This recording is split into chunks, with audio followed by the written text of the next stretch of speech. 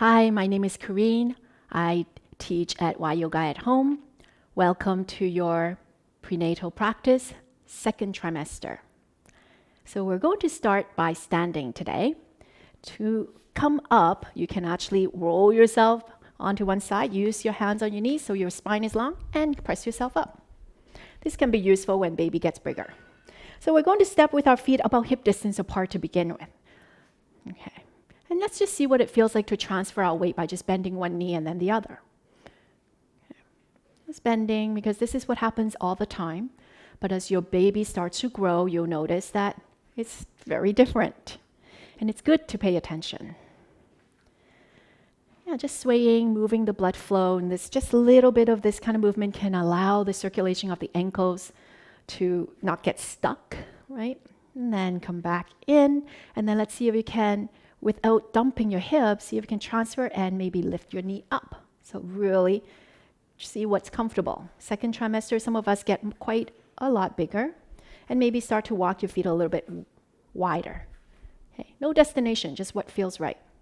And then we'll play with maybe opening, step, and then externally rotate and back down.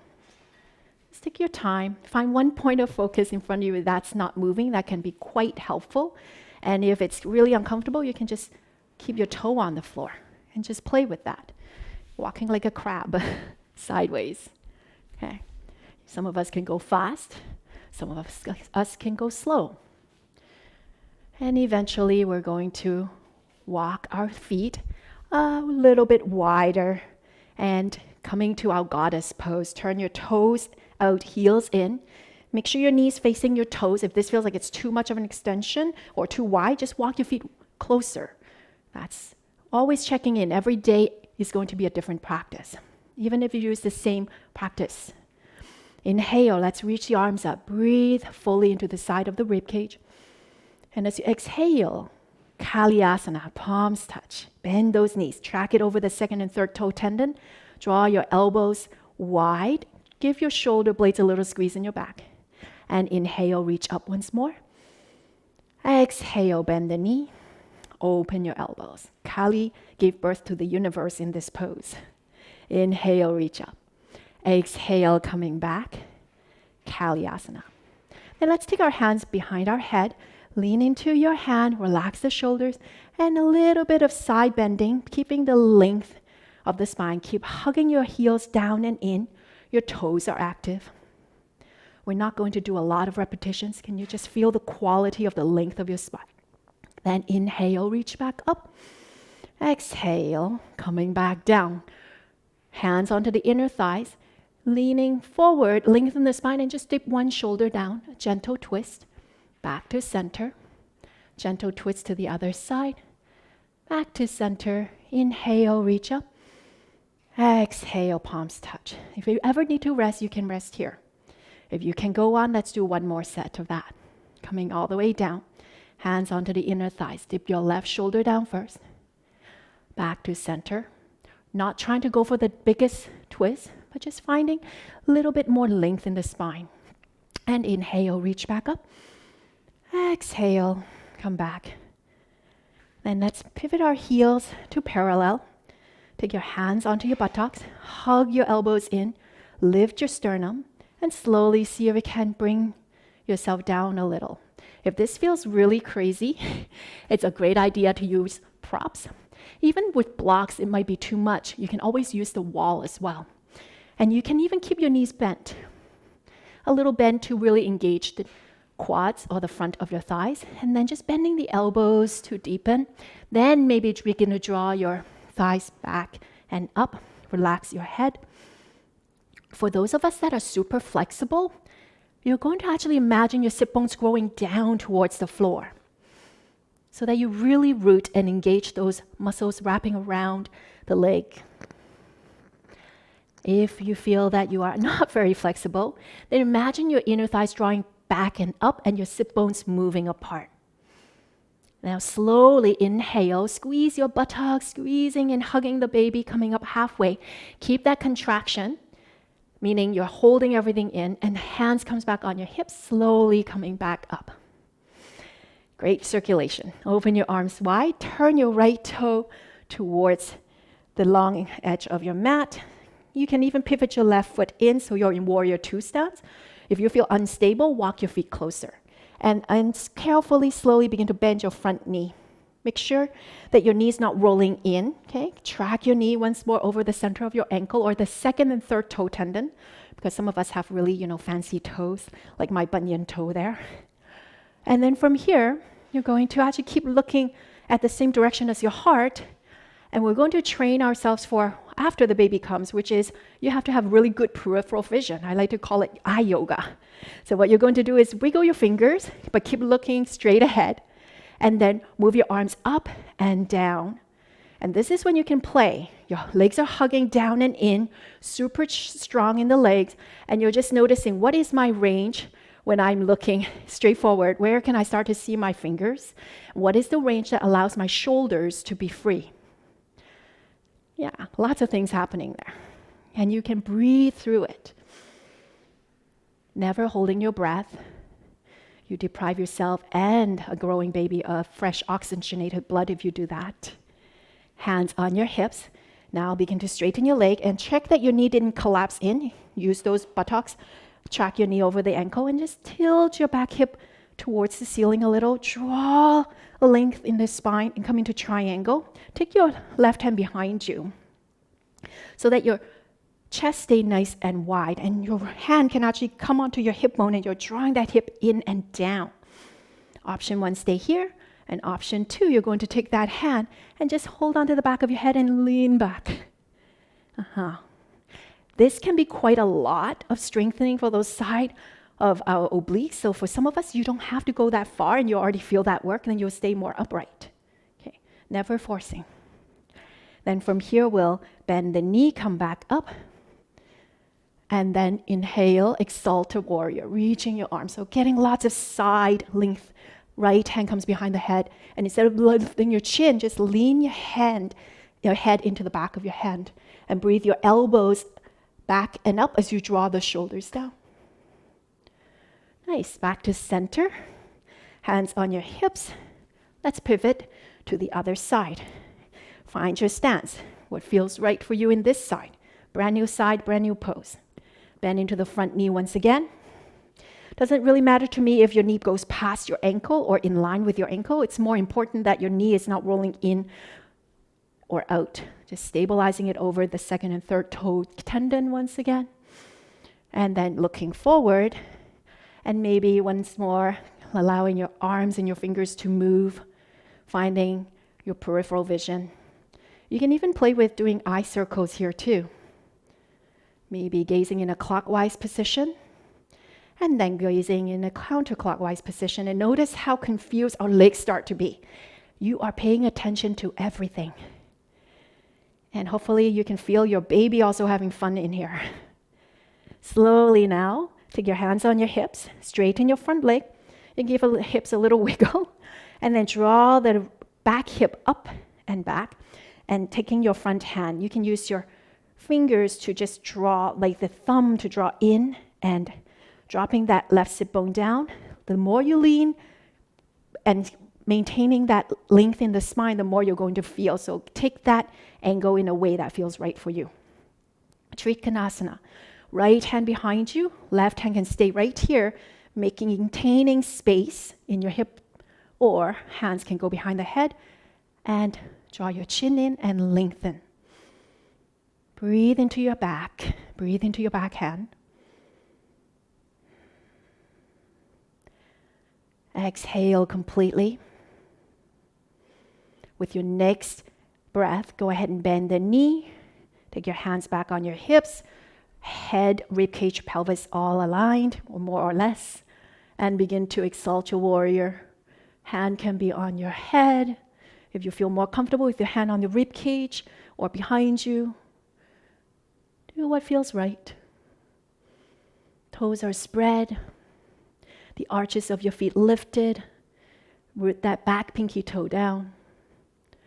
And slowly come back to center. Hands on your hips. Straighten your leg. Pivot your foot. Inhale, lengthen.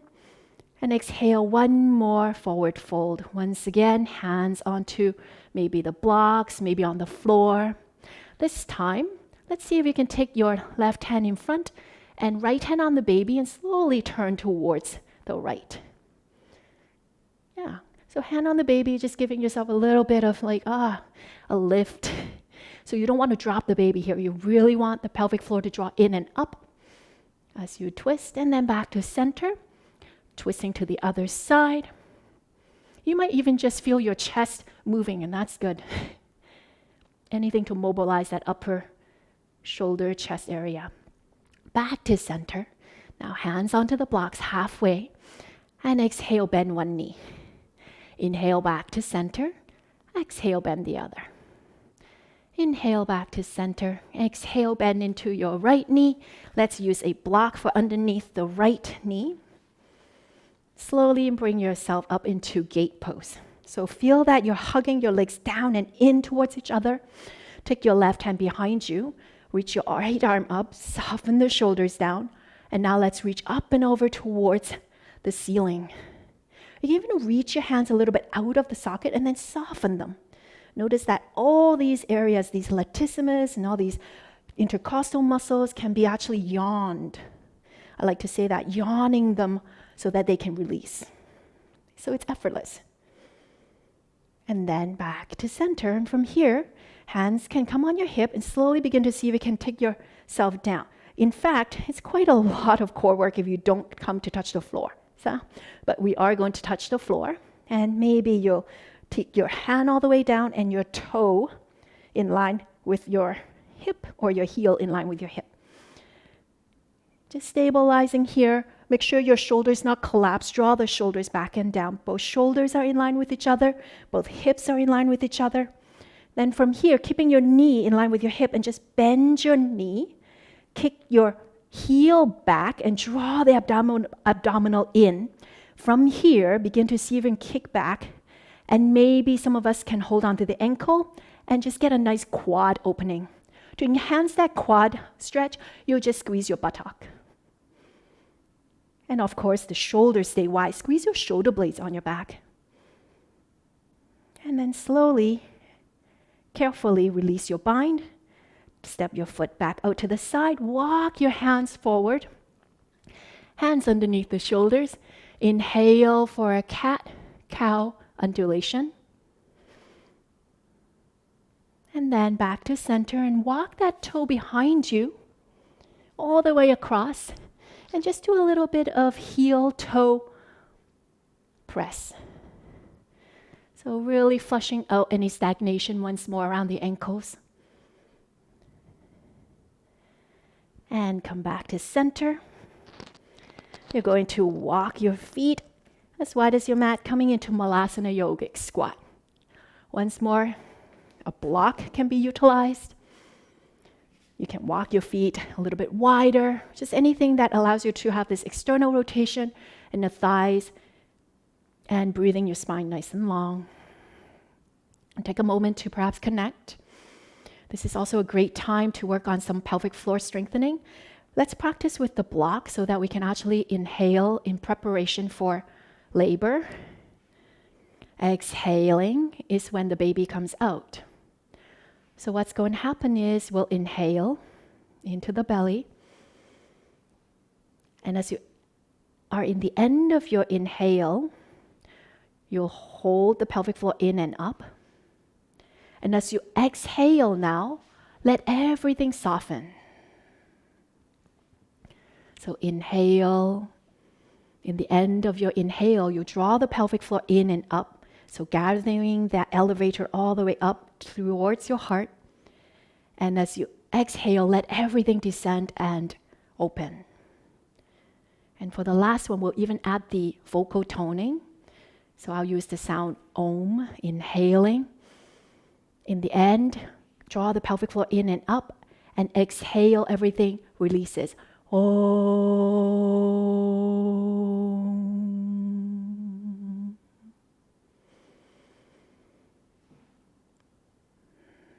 And then, taking your time, let's come back into a forward fold.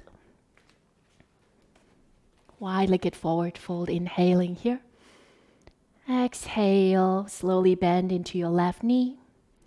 Back to center, the right knee.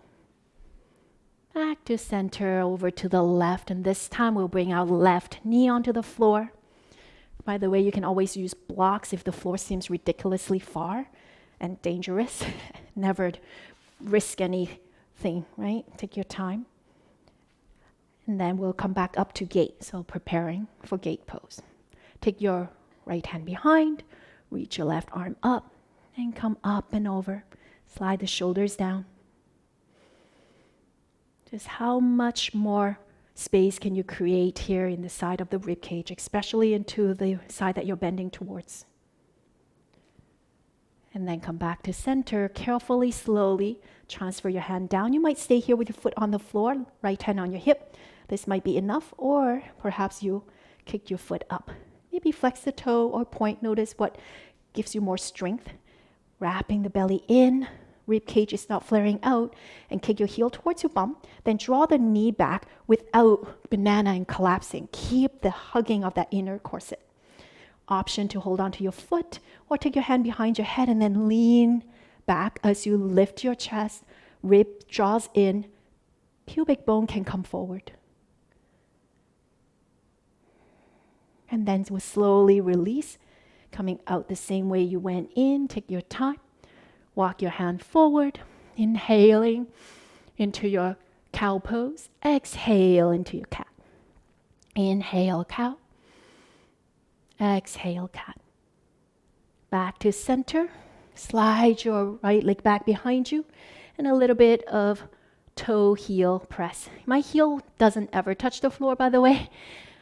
I don't think I've ever seen anybody's heel touch, but just feel that nice release into the back of the calves, the ankles. Then come back to center. And then we're going to prepare to sit. So sitting onto preferably a block or a blanket to tilt your pelvis forward. You can now bring your feet together, knees apart. Take some blocks underneath your thighs. And inhale, reach the arms up. Exhale. Take one hand to the heart, one hand to the belly. Just taking this moment to connect to your baby's heartbeat.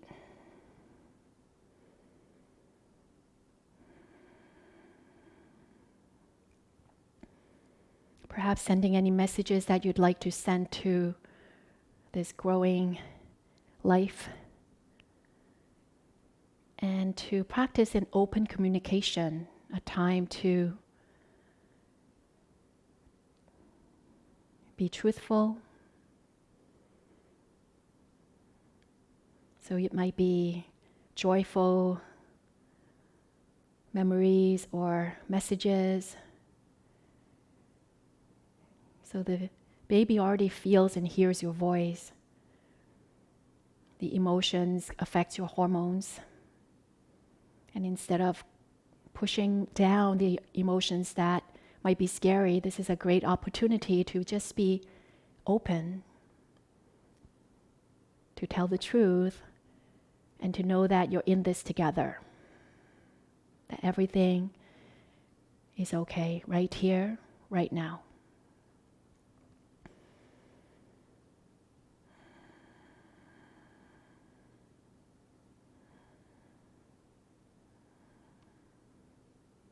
Then you can even slowly come forward if that feels okay for you.